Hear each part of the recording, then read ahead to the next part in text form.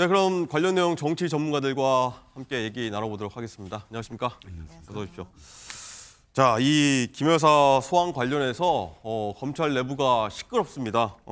패싱 당한 검찰총장은 진상 조사하라. 그리고 명품백 수수 의혹 수사했던 검사는요. 열심히 했더니 화가 나고 회의감 든다며 사표를 냈다고 합니다. 자, 이종호 실장님. 네네. 이거 어떻게 바라봐야 됩니까? 일단 이원석 검찰총장이 스타일이 좀 그렇다고 합니다. 원래부터 그렇다는 거는 예, 굉장히 원칙적이래요. 원칙주의자다. 그러니까 평생을 그렇게 살았다는 예. 겁니다. 일주택자고 그다음에 절대 무슨 골프 회원권도 없고 콘도 회원권도 없고 그렇게 살고요. 또 자신 그러니까 부하 검사들한테도 그것을 꼭 지켜라. 네. 첫 번째 겸손, 청렴 이런 것들 이야기하고 또 가장 싫어하는 게 제 식구 감싸기. 뭐 이런 것들 굉장히 싫어한다고 예. 합니다. 그러니까 이원석 검찰총장이 김건희 여사와 관련돼서 그러니까 대통령에게 이런 부분 그러니까 가장 가까운 사람이라도 이렇게 좀 더 공정하게 보여야 된다. 이런 것들을 강조하기 위해서 원칙적으로 하라 이걸 강조를 했고 이런 와중에 사실은 이원석 검찰총장의 이 스타일은 알겠지만 네. 그럼에도 불구하고 지나친 거 아니냐라는 것이 이제 검찰 측 그러니까 중앙지검 측 느낌인 것 같아요. 대통령실과도 연결된 문제니까. 예, 아니 그러니까 이거죠. 원칙은 사실 검찰총장의 원칙이지 이게 네. 명문화된 게 아니다.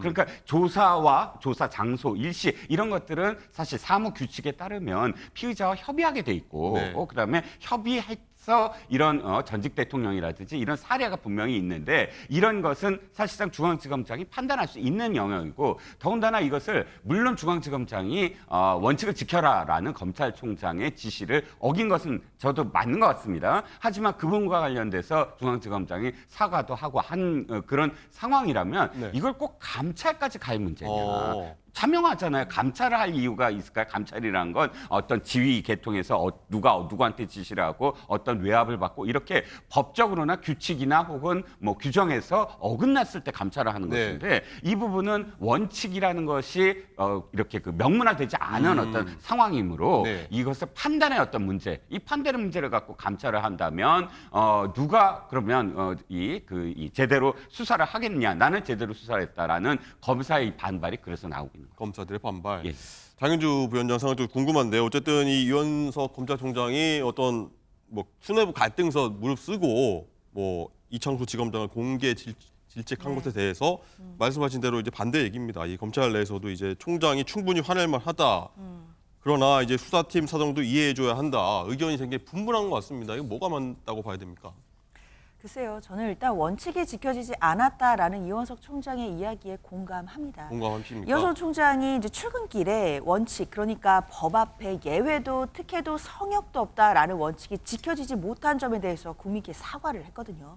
사실 이 사과를 했다라는 이야기는 서울중앙지검의 수사가 원칙을 벗어난 수사였고 그렇기 때문에 이 수사상 문제가 있었다라는 것을 전제하는 것이기 때문에 사실 저는 검찰 내부에서조차 김건희 여사에 대한 어떤 조사나 이런 소환 부분에 있어서 내부에서조차 또 완결된 어떤 논리라든지 그리고 명분이라든지 이런 것을 잃어버린 것은 아닌가라는 생각은 듭니다. 네. 사실 어쩌면 김건희 여사에 대해서 검찰청으로 소환할 수 있는 방법이 있었고 특히 비공개해서 또 조사할 수 있는 방법도 분명히 있었거든요.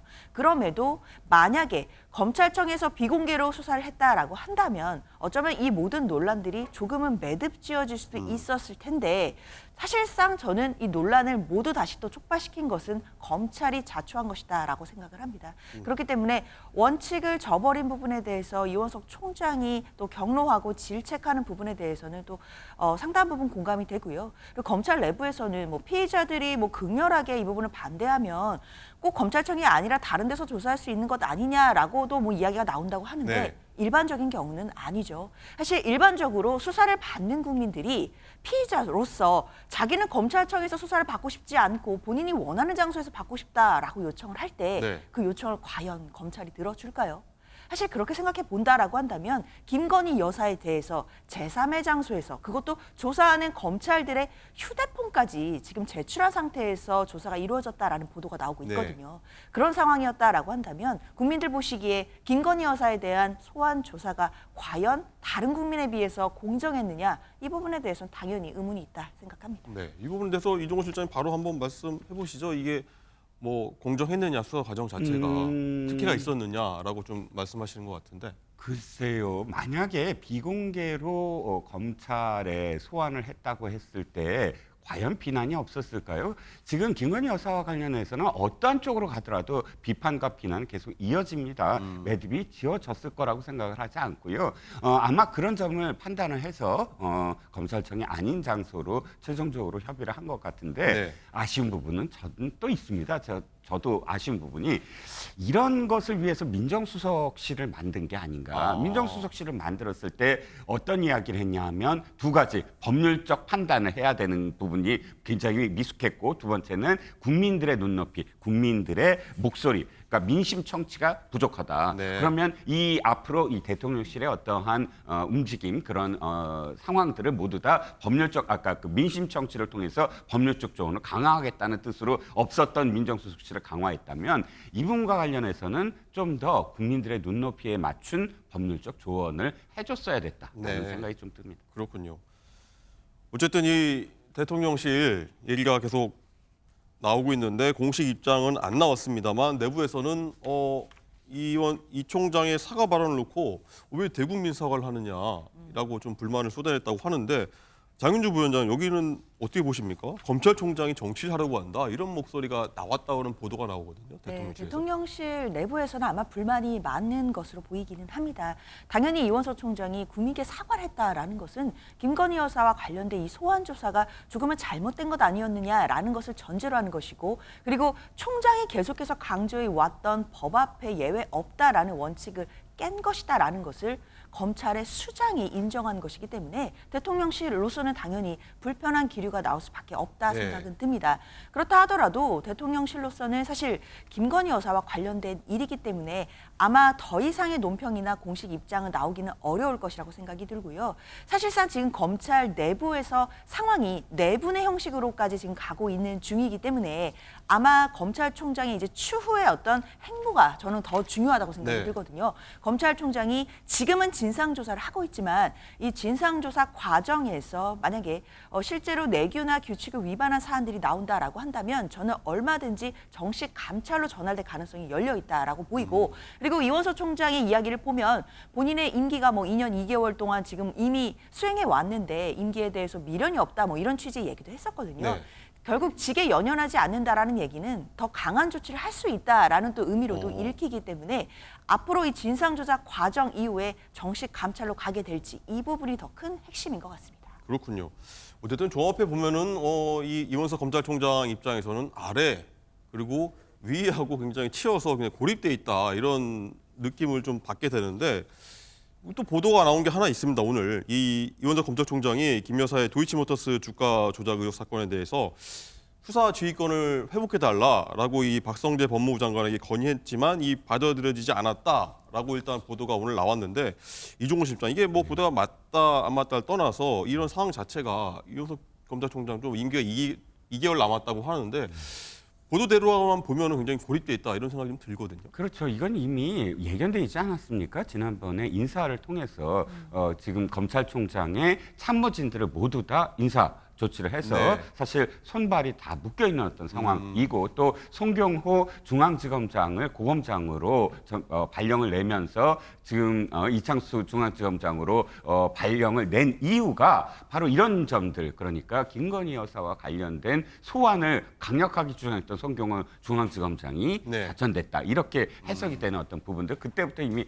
예견됐는데 저는 이원석 검찰총장이 첫 번째 두 가지 중에 한 가지를 택했어야 됐다. 됐다고 생각을 해요. 사퇴로서 사실은 자신의 어떤 의지를 표명하거나 네. 아니면 이 부분과 관련돼서 내가 시켰다, 내가 책임을 진다, 내가 검찰총장 검찰청 이외의 장소에서 받기로 했다라고 차라리 덮어주면서 네.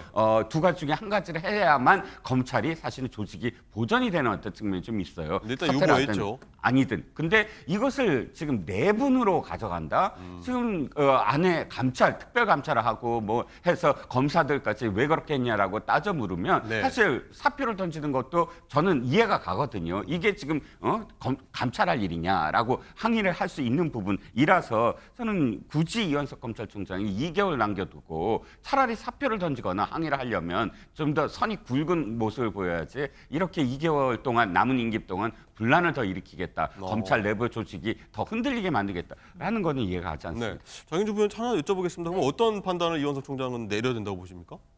글쎄요, 이현석 총장이 아마 고심하고 있을 것으로 네. 보이는데요. 저는 아무 조치 없이 바로 사퇴할 것 같지는 않습니다. 결국에는 본인의 잘못 때문에 총장이 패싱된 것이 아니라 결국 이 모든 것이 본인은 원칙을 지키려고 하였으나 그 과정에서 지키지 못한 부분, 이 부분을 지금 조사하겠다라는 것이거든요. 그렇다면 진상 조사를 한번 해보고 감찰 가능성까지도 아마 고민해본 후에 본인의 거취에 대해서도 고민해보지 않을까 그렇게 생각이 됩니다. 네, 이현석 검찰총장이 또 어떤 결정을 내리고 또 이후에 또 어떤 행보로 이어갈지도 흥미로운 대목인 것 같습니다.